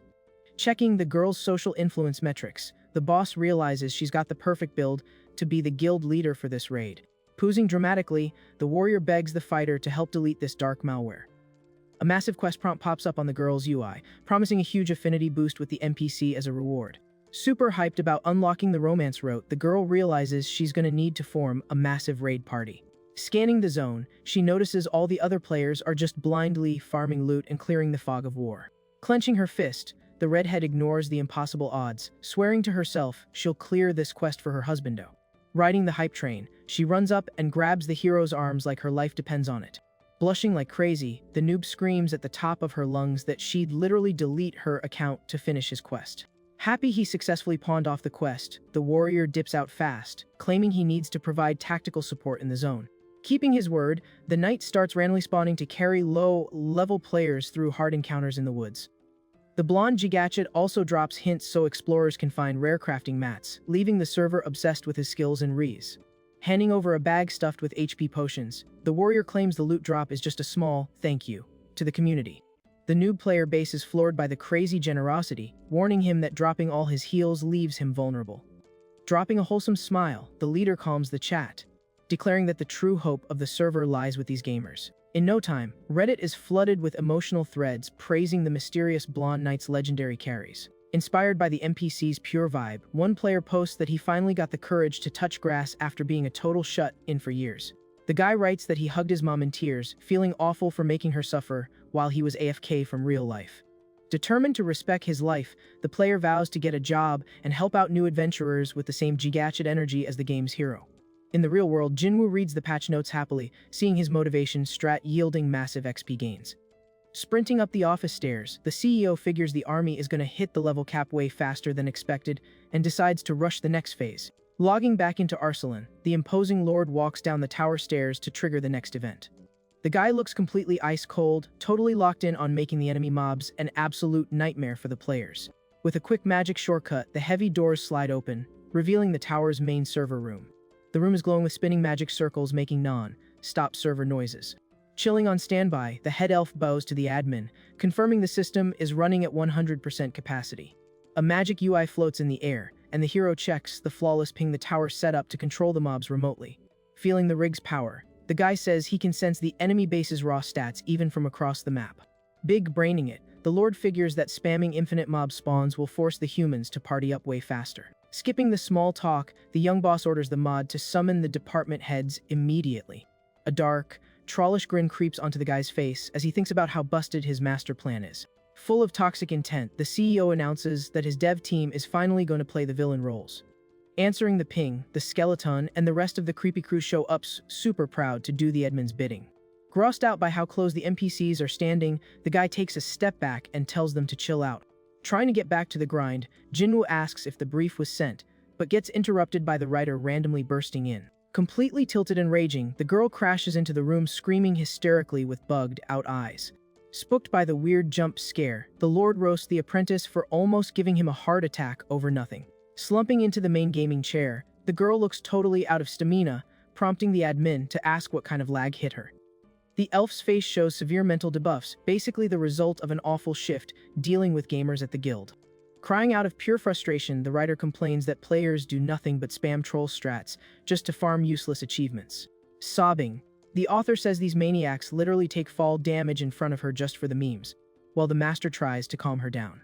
Laughing nervously, the leader begs the apprentice to stop burning premium currency on these trolls and tells her to touch grass. Continuing the debrief, the boss turns to the two boomer monks to ask how their day one experience was. Super salty, the bearded old man complains that the human players keep staring at him like he's super sus for literally no reason. The priest sadly recalls that people were talking trash in proximity chat, assuming he was the raid boss of the zone. Complaining bitterly, his duo partner says he got hit with the same toxic behavior, being called a cult leader. A massive wave of depression hits the control room as the staff sighs, totally drained from dealing with gamer toxicity. When asked why she hid this troll strat, the elf leader laughs, saying she just wanted to see their shocked faces, getting called a massive weirdo by the chat. To end the misery, Jinwoo pulls a game controller out of his inventory and hands it to the squad. Completely clueless about tech, the girl stares at the hardware and realizes it's meant to pilot the low-level mobs. Tilted, Tia cries and refuses to play as an ugly mob, but the guy explains they need to grief the humans to force them into forming a raid party. With a totally ruthless expression, the admin reminds them that players respawn, so the magic squad doesn't need to hold back on the DPS. Getting into character instantly, the skeleton villain drops an evil laugh, promising to wipe the players, making the guy sweat over how hardcore he is. Ignoring the skeleton's hype, the master focuses on teaching the elf how to use the weird thumbsticks. Slowly, he shows her the movement tech, promising the auto-aim will handle the hard stuff so she doesn't throw. Booting up a floating monitor, the archmage turns on training mode and hands the controller over for a test drive. Sweating buckets, the dev grips the controller tightly and asks if her hand placement is optimal. Mashing the D-pad, the writer makes the little mob run across the minimap. Mesmerized by the gadget, the apprentice praises the tech, and the admin hypes her up to combo the targets as much as possible. On the sidelines, the two boomer monks admit they've always wanted to absolutely style on some noobs like this. Catching the vibe, the skull villain brags about his galaxy brain strats until the CEO tells everyone to actually start grinding. The old minion spams the back dash button, getting super hyped over his new toy. Looking at the ugly mob model on the screen, the archmage figures the humans are definitely gonna hate its aesthetic. Locked in on the meta, the leader uses his magic UI to read the live analytics. The whole dev squad bursts into laughter while gaming, creating a totally wholesome screenshot moment. On his phone screen, the image gets saved, perfectly capturing the chill vibes of his magic staff. Back on Earth, the guy checks the photo on his device, genuinely finding the whole situation hilarious. The dev calculates that wiping these trash mobs will be the real prologue to Arzalan's main quest. Sitting with Max Drip at his family's massive dining table, the hero keeps scrolling through his notifications. But suddenly, the billionaire drops his silverware when a critical alert flashes on his screen. Reacting with insane speed, the kid jumps out of his chair, scaring his grandpa and the rest of the lobby. Grandpa catches the panic and instantly tries to figure out what caused the massive lag spike. Stressed out, the old man stands up quickly, turning a chill dinner into a high-anxiety event. The kid stares at his holographic UI, totally baffled by the patch notes that just dropped. Back in the game server, a ton of players group up, screaming in zone chat for a massive LFG to hunt the mobs. Pure Salt takes over the town square, with furious warriors swearing revenge on the goblins that looted their gear. Spawning in with his admin avatar, the commander drops into the zone and is completely shook by the ridiculous player count. The CEO is totally lost, wondering how the player base scaled this fast without him noticing. In the combat zone, a corrupted mob goes absolute monkey mode, spinning a wooden club like a blender. A new player tanks the hit with his shield, screaming for the healers to drop some buffs ASAP. A massive fire nuke hits the mob, leaving the party shook at how tanky the beast is. Literally frames the fire with broken speed, making the player's DPS totally useless. Piloting the mob with a controller, the apprentice drops an evil cackle while roasting the sweaty tryhards. And the two monks high-five, celebrating their flawless up combo. Thirsty for more griefing, the employee glues her eyes to the screen, dead set on keeping the kill streak going. Meanwhile, the human squad wipes lying on the floor with zero stamina left to keep fighting. Spectating from afar, the admin realizes his staff is literally just torturing the players for content. Facepalming hard, Jinwoo cringes at his own devs acting like literal 12-year-old trolls. Tapping the writer's shoulder, he pings her that the stats for the mob she's controlling just got a hotfix. The UI shows the villain just hit level 10, unlocking a rare achievement for wiping so many squads. Dripping with a terrifying aura, the little mob gets a red headband cosmetic after farming so many noobs. Seeing the absolute bloodbath, the admin tries to pull the plug on the test, but the girl insists it's time for her ultimate finisher. The creature's gross, barefoot hovers disrespectfully close to a down player's face. The monster starts spamming crouch over and over, intentionally bagging the defeated gamer. The only reason for this incredibly toxic BM is to completely destroy the target's mental state. Seeing that cursed animation, the other noobs scream in pure rage at the sheer audacity of this trash mob. Completely corrupted by online gaming culture, the girl laughs like a maniac, openly flaming the dead humans. The arcane commander is stunned by the apprentice's toxic behavior, wondering who taught her to be so sweaty. Despite the drama, he admits the public humiliation worked perfectly to fill the players with pure spite and focus. The strat works flawlessly, and soon enough, a massive army of gamers starts a coordinated march out of the village. Thanks to the Magic devs' elite trawling, the raid group formed way faster than his analytics predicted. Swapping back to his knight avatar, the kid drops a confident smirk and announces the real raid is finally starting. The flawless soldier strolls through the map, grabbing everyone's attention with his max-level aura. Showing off a handsome face, he sends a server-wide invite to join the epic quest into the green zone. Nearby, a massive tank player named Uragam looks like he's about to pop a blood vessel from stress. The player begs the blacksmith to upgrade his shield right before the raid, showing dangerously high anxiety levels. Confident in his crafting stats, the dwarf grabs his heavy hammer to start the RNG roll. A devastating strike smashes the shield, throwing bright sparks all over the workshop. A glowing magic circle pops up, confirming the system successfully applied the buff. Out of nowhere, the RNG fails miserably, causing a mini explosion right on the player's metal gear. Fake apologizing, the blacksmith says, "My bad," while the UI flashes that the item's defense stat just got nerfed. The big guy completely loses it and cries in despair, seeing all his progress vanish into thin air thanks to the failed RNG. The red-haired elf walks up to the shop and the giant cries, begging for sympathy over his massive L. The streamer flames him, saying the dude is hopelessly addicted to the gacha upgrade mechanics. Making excuses, the tank argues the drop rate is trash, so he has to keep spamming rolls to hit the pity timer. Dropping a sarcastic chuckle, the blacksmith roasts the human, saying he doesn't have the guts to play a melee class. Tilted by the trash talk, the gamer slams his gear back on the anvil for a final all-or-nothing roll while the redhead panics. The heavy, armored footsteps of the prince echo through the street, grabbing the girl's attention inside the forge. Flexing his gentleman's stats, the noble hero greets the noob with absolute maximum charm. The girl immediately asks what his quest is, and the warrior claims he was just checking the raid party's setup. His chill expression gives off pure cinnamon roll vibes, making the fighter fall for him all over again.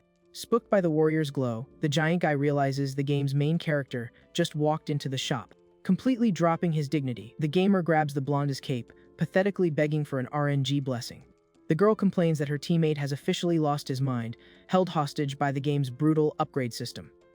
Wanting to be a bro, the lord accepts the prompt, and the big guy physically moves him next to the anvil like a lucky charm. 100% sure his insane strat will work, the player tells the blacksmith to reroll the upgrade. The commander just stands there watching the madness, totally confused about his role in this cutscene.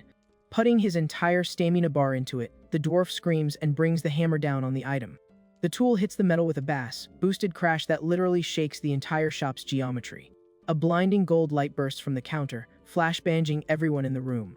A massive system UI pops up, announcing the item successfully hit the ultra-rare level 5 cap. The giant warrior throws his hands up, crying tears of joy for rolling the highest defense stat on the server. The giant player says thanks by crushing the blonde in a bear hug, crediting the prince for the W, while the hero humbly declines the praise. Riding the high, the guy flexes his god roll item on Habiel, making the girl absolutely seethe with jealousy. Right then, Twitch chat drops a massive Dono challenge, demanding the streamer max out her weapon level 2. Completely selling out for the bag, the girl violently shakes the hero, hysterically begging him to touch her weapon, which he agrees to do for the luck buff. With the knight's blessing, the raidhead tells Thompson to roll it, and the dwarf smashes the hammer with max strength. A yellow glow confirms the insanely lucky upgrade, making the influencer scream while her chat loses it over the blonde's miracle RNG. High on the W, the gamer cries and actually screams that she loves the soldier, making the poor guy want to log off from secondhand embarrassment. Seeing the back-to-back god rolls, an entire mob of players stampedes the shop, trapping the NPC and begging him to bless their gear too. Keeping his cool, Leon says he doesn't mind helping out, getting hyped cheers from a guy watching the chaos from afar. Despite the smiling avatar, the real Jinwoo is mentally screaming for an admin ban, totally burnt out from dealing with these loud tryhards. Grinding with zero cooldowns, the dwarf keeps hammering away, triggering a ridiculous streak of successful upgrades for the lobby. After speedrunning so many crafts, the poor dwarf collapses on the floor, looking like a dusty prop. Checking the logs, Jinwoo realizes the RNG had nothing to do with him. The blacksmith just has insanely broken stats when the whole village is hyped. Out of nowhere, Bart aggressively playing a lyre slides up to the duo to drop a GG for their success. Acting like a dramatic idol, the noob improvises an exclusive track just to celebrate the duo's lucky streak. Ignoring their reactions, the guy starts screaming a song about the glowing hammer, forcing the lord to cover his ears in terror. Laughing at the awful audio, a teammate jokes that the ear rape music would be the perfect AoE to keep mobs away. The redhead loudly complains that elf ears are way too sensitive, which makes Leon realize there's something super weird about this dude. Staring at the guy going ham on the instrument, the master notices his aura feels suspiciously familiar. An IRL flashback hits the CEO, confirming that this weirdo bard is actually his former, fired employee. Checking the stats of the guy trying to become a server-famous idol, the leader takes a deep breath, feeling immense secondhand cringe. Worried about the blonde zoning out, Habiel asks if his ping spiked, but he covers it up saying everything's fine. Pivoting back to the raid, the hero says he's got to lead the army and tells the group to move, but stops when he spots two massive players in town. The armored woman flexes Major Guild Leader energy, while the bearded warrior agrees they should be shot, calling this raid. The veteran player flashes his guildmaster tag with a scary grin, promising to farm any mobs in their path. Instantly, the rival leader glares at him with pure aggro, challenging him to a PvP duel right there. Stopping the toxic lobby before it escalates, the kid tells the sweats to chill, reminding them the main PvE event is starting. Looking closely at the tilted duo, the Archmage gets a jump scare realizing these two OP players are actually linked to his IRL lore. The faces of his grandpa and older sister flash in his mind, confirming his own family is logged in and totally addicted to the game. Sweating bullets at the leak, the CEO panics as he realizes the edgy guy in black is his grandpa and the raging barbarian is his rich sister. The leader remembers his sister always being super classy and elegant IRL, feeding him premium food and acting sweet. Comparing that memory to the unhinged barbarian screaming for blood in voice chat, the kid is completely mind blown by her toxic gamer persona. Analyzing this cursed lobby, the Lord realizes they both totally know life the game, managing to build and lead massive guilds already. Since running a top-tier guild is a full-time grind, the creator starts seriously panicking about who's running the family's IRL companies. Interrupting his mental breakdown, dozens of fresh spawns run into the village screaming and hyping up the prince. A massive battalion swarms the hero, yelling that they accepted his quest to delete the malware ruining the server. A sketchy noob holding a dagger says thanks for the carry, and the knight politely replies that her DPS will be clutch for the raid. A bunch of warriors with troll skins and cursed usernames keep loading in, forming a super sweaty squad ready for war. Despite the meme names, the team is fully kitted out, proving they're actually locked in for the boss fight. Putting on his noble persona again, Leon loudly swears that raiding with such gigachads is an absolute honor. The players go feral over the hype speech, raising their weapons and accepting the guy into the party with a massive war cry. Glad he managed the aggro so well, the blonde drops a confident smirk and gives the green light for the raid to push. Bathed in the game's flawless lighting, the massive mob of players pushes through the city gates, full of stamina and sure of a W. At the front line, the CEO's sister points her sword and demands her guild focus entirely on the objective. On the flip side, the proud grandpa raises his axe, ordering his clan to pop off in the upcoming epic clash. Playing the role of the official escort, the young blonde stomps his heavy boot, setting the marching pace for the server.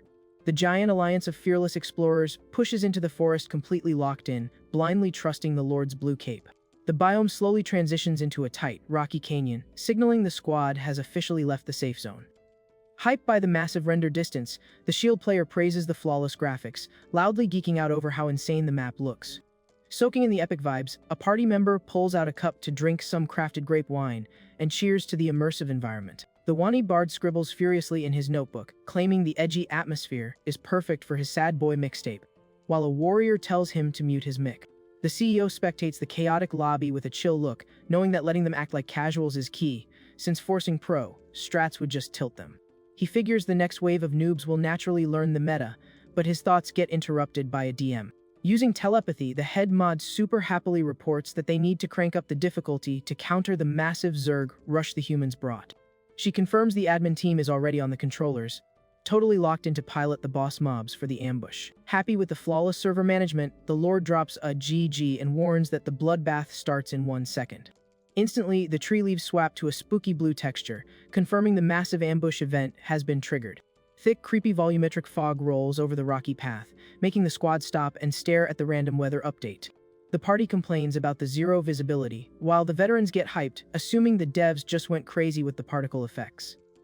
Going full Hollywood, Leon stops dead in his tracks, fakes a panic attack, and screams that the holy firewall is taking erosion damage. A sketchy shadow with way too many arms clips through the fog, and the Lord pings the group that a high-level magic mob just breached the zone. Shot calling like a boss, the prince demands the squad fall back immediately so the noobs don't get spawn killed. Ignoring the massive threat level, the warrior quick draws his heavy weapon with broken frame data. Blocks the monster's path, acting as a meat shield for the low levels, screaming at them to kite away from the corrupted AoE. Multiple monster arms glitch out of the ground at match speed, grabbing and yeeting dozens of players into the air like absolute ragdolls. Grandpa and his guild are completely lost, mind blown by the insane AoE damage the engine is pushing out. Trapped in the combo, the red-haired streamer's eyes pop as a massive wave of dark magic locks onto her for a confirmed kill. The toxic attack crashes down like a building collapsing, ready to wipe everyone stuck in the bad positioning. Suddenly, a massive pillar of light nukes the center of the party, pushing the boss back with raw eye frames and saving the newbies from a wipe. Holding his glowing sword, the fearless Leon burns a ridiculous amount of holy MP to cast a clutch shield over the whole lobby. The flash of light slices the ground like magic fire, deleting the mobs and instantly cleansing the toxic debuff. Panting, the CEO checks if the party is alive, and the gamer thanks God, until a terrifying siren ruins the chill vibes. Sweating bullets, the elite warrior points up in terror, screaming that the skybox is literally tearing itself apart. Ripping through the dark sky, a massive, creepy sphere spawns in, draining the map's mana, and looking like an absolute nightmare. The armed squad is stun-locked watching this literal black hole spawn, flooding the zone with pure fear and massive stress debuffs. Heavy boosted war drums start looping in the creepy audio track. A swarm of rotting mobs spawns on the high ground, dropping horrifying screeches to inflict the terror debuff on the players. Under the terrifying skybox event, the enemy aggro locks onto the human squad and starts pushing hard. Panicking, Haybile realizes they got outnumbered and pings the chat that they just walked into an unescapable death trap. Keeping his cool, Leon scans the map and confirms this is a flawless gank. The hero claims the mobs must have sniped their location to set this up, making the squad think there's an imposter in the lobby. At that exact frame, an absolute hurricane of toxic AoE crashes onto the battlefield. Piloting the raid boss, Tia spams a busted ultimate, completely denying the noobs any chance to block. The lobby hits maximum panic as they realize how ridiculously overpowered the enemy wave is. Gripping a magic crystal, the leader admits he threw by bringing an under-leveled squad to a high-tier zone. Deciding to carry, the kid holds out a glowing hand and announces he's gonna travel the party back to spawn. Immediately, a bunch of blue teleport circles pop up right under the confused team's boots. The game triggers a dramatic cutscene where the mage is clearly going to sacrifice himself to let the party escape, leaving the gamers shook. Seeing the casting animation, the streamer screams, asking what's going to happen to the blonde if he stays behind solo.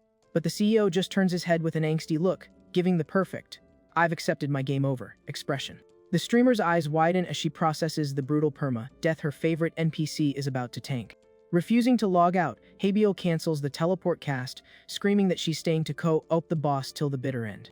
Hyped by the elf's guts, the rich commander raises her sword, stating her guild never quits a fight. Grandpa joins the hype, screaming to start farming the mobs, swearing he's cooking goblin stew for dinner. The epic vibe, the bard strums his lute, confirming this legendary raid needs a top-tier OST. The Lord warns the lobby that this phase is going to be way more toxic and sweaty than anything they've ever played. Flexing insane bravery, the noob yells without hesitating that the squad has enough stats to tank the damage. Grateful for the gamer's stubbornness, the blonde grips his sword, promising to spam attacks until his stamina hits 0. Pointing his glowing weapon at the skybox, he drops a massive golden AoE that buffs every single ally in range. The squad instantly feels the stats multiplier kick in, absolutely amazed by the broken numbers on the buff they just got. Rushing the front line, Leon points his sword straight at the enemy's spawn point. Dropping a legendary battle cry, the commander orders the lobby to push the dark forces with everything they've got. The brutal PvP-style clash kicks off the exact second the two sides smash into each other in the corrupted zone. Hiding in the admin room, the skeleton mutters that all their coding would have been trashed if the humans had just taken the portal out. Clapping back, the monk on the controller points out the teleport was just bait since trapping them forces character development. The apprentice swears she would have banned the earthlings if they backed out, but admits the CEO's read on the meta was flawless.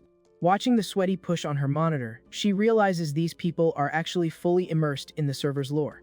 Touched by the noob's guts, the director orders the mod team to play their boss roles flawlessly. Mashing her controller, the High Elf Micro manages a brutal wave of mobs to create the ultimate skill check for the players. Leading the charge, the giant tank screams for the frontline to hold W and wall off the dark forces. Urugum pops his aggro skill, burning all his heavy defense stats to try and steamroll the mobs, blocking the path. Laughing the chaotic DPS, the big guy flexes that he's only surviving this because of his pay-to-win armor. Hyped by the carry, his teammates raise their shields, trying to block the absolute tsunami of demons. The toxic mobs start spamming heavy attacks, trying to break the iron wall the human squad set up. Feeling his posture breaking, the leader screams with everything he has to not let the formation wipe. Finding a pixel-perfect opening, the dark boss charges up a massive ultimate attack. The villain brings the hammer down flawlessly on the tank's shield, knocking the player backwards. Exploiting the gap, Haybile steps on her teammate's shoulders to jump high into the air.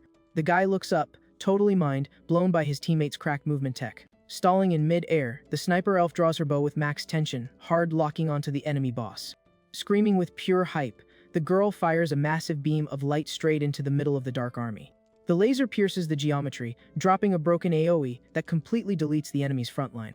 A ton of purple mobs get yeeted off screen thanks to the brutal, one-shot impact of the skill. Abusing the hit stun, Leon dash attacks, releasing an insanely busted holy wave. The blessed magic sweeps the map, deleting a massive chunk of dark mobs in a single frame. With his sword glowing, the prince renews his vow to carry the squad at all costs. Hyped by the admin's DPS, the rich sister pings her barbarian guild to join the meat grinder. The fully kitted squad rushes in screaming like absolute psychos, ready to wipe the rest of the dark mobs. Gripping her massive two-handed weapon, the maiden jumps in, aiming for maximum collateral damage. Spinning her weapon like a Beyblade, she shatters the enemy's guard, flexing some terrifying base stats. A leftover mob tries to backstab the crazy warrior while she's locked in animation. But the guild leader cancels her recovery frames and bashes its face in, instantly deleting the threat. Loving the chaotic lobby, she keeps spin to winning, wiping everything that renders in front of her. Flashing a psycho smile, the gamer face tanks the next wave of villains without dropping a single sweat. Dealing massive blunt damage, she executes the monsters using the hilt of her weapon with absolute zero chill. Across the map, Grandpa is slicing goblins in half, flexing the cracked agility of his new VR avatar. The boomer and the older sister team up to watch each other's backs, praising the absolute bloodbath their guild is pulling off. Following the shot caller, a shielded noob tells the backline snipers to prep their cooldowns. The squad charges up spells and arrows, waiting for the ping to drop a massive synchronized nuke. Reading TTS donations roasting her whiffs, the girl gets tilted and tells her chat to shut up. The mages spam fireballs and wind blades, rendering an absolute hurricane of shiny particle effects. The magic barrage flattens the enemy wave, stun locking most of the mobs trying to push. Despite holding the line, the mages realize their MP region is hard, capped because of the infinite zombie spawns. Spotting the squad's low stamina, the bard knows it's his time to shine and starts dropping beats to clutch the teamfight. Shredding his magic acoustic, the guy grabs the mic, claiming he's gonna drop the ultimate hype track. The unique beat drops over the zone, making the nearby players stop and stare. Red and blue neon lights blast from the strings, casting a massive AoE heal and MP regen on the whole party. Feeling the crazy buffs, the squad soaks up the heals, while the musician totally eats up being the MVP. With their stamina refilled by the bard's broken support skills, the team pushes back together, shoving the mobs into a corner. Knocking another arrow, Hebail stays locked in as she sees her team slowly claiming map control. Urugum holds his shield high, fully convinced his defense stat is completely unbreakable against any mob. But a busted stealth attack slices through the air, crashing down on the party with wipe mechanic damage. Urugum and his duo dodge backward, completely spooked by the random drop pod attack. The boss of the villains gets up, dual-wielding heavy weapons and glaring at the humans with pure aggro. Spamming heavy attacks, he smashes the floor, sending out dark shockwaves with broken hitboxes. The magic nuke detonates, eating players and dead mob models all over the map. The creepy aura starts pumping the dead enemies with a feral respawn buff. The players start mauling when they realize the dead mobs are ignoring the game, over screen and getting back up. Cornered with no escape, the tank leader watches the disaster in rage, cries as the party's HP drops like a rock. The mobs spam attacks without mercy, rapidly shrinking the player count on the battlefield. Right there, the blonde VIP steps up, taunting the enemy boss to 1v1 and drawing all the aggro. The monster leader screams, accepting the paladin's duel request. The two start trading blows, turning it into a pure stat check brawl. Punishing a whiff, Leon lands a gorgeous glowing combo, knocking the boss out of the center ring.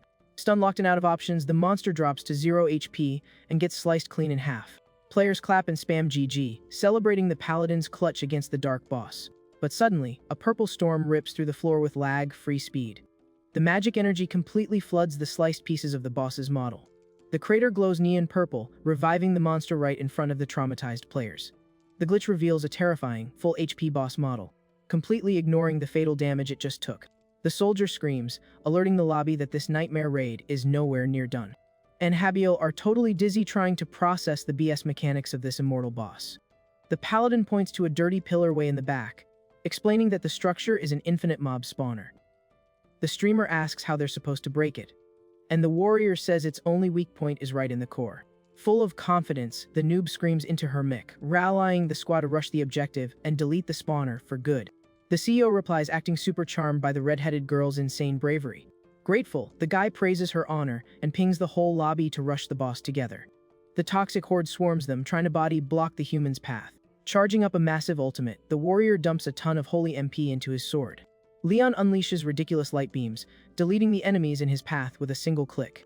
The golden nuke clears a perfect path straight through the Dark Army, linking them directly to the corrupted pillar. Abusing the open lane, the snipers and the rest of the squad sprint full speed down the cleared street. A zombie launches itself, trying to tackle the streamer and ruin her speedrun. With insane reflexes, the soldier tanks the heavy hit, saving the girl from a confirmed game over. Planting his feet to absorb the damage, the hero plays the animation of suffering massive hit stun. Burning the last of his stamina bar, he shoves the mob away and preps his guard again. Covered in sweat particle effects, he drops to his knees, making Habiel scream his name in absolute panic. Playing the perfect leader, the guy commands her to keep running and never look back. Urugum and his squad step in as a meat shield, yelling at the girl to hold BU no matter what. Out of mana, the backline snipers decide to intentionally feed, blowing themselves up just to take thousands of mobs down with them.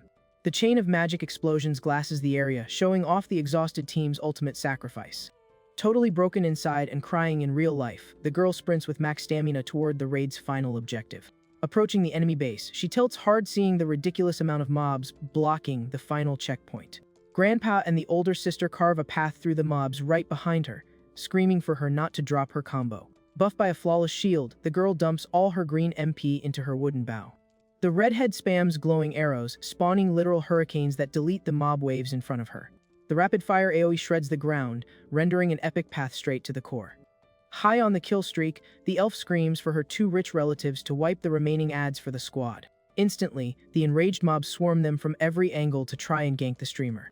Zero defense left, the girl collapses, out of stamina, leaving Grandpa and the sister as the last ones standing in the lobby. The boomer yells at the girl to keep pushing, swearing the hero's dropped loot will never go unavenged. The warrior agrees, using a broken movement tech to jump completely over the toxic hazards. The two relatives speedrun in perfect sync, determined to deliver the final game over to the villains. Flexing their stats, they smash the red walls of the pillar with heavy weapons, dealing massive structural damage. The magic rock fails the durability check and shatters violently, completely deleting its hitbox. The core explodes into pixels while the spectating players spam BUs in the chat. But an ugly, glitched-out bone spawns from the cursed dust, proving the boss fight had a secret second phase. The two family members freeze, their jaws dropping as they stare at the new mob that just rendered in. Taking the form of a max-level demon, the disgusting skeleton announces it will be the ultimate final boss for these foolish Earth casuals.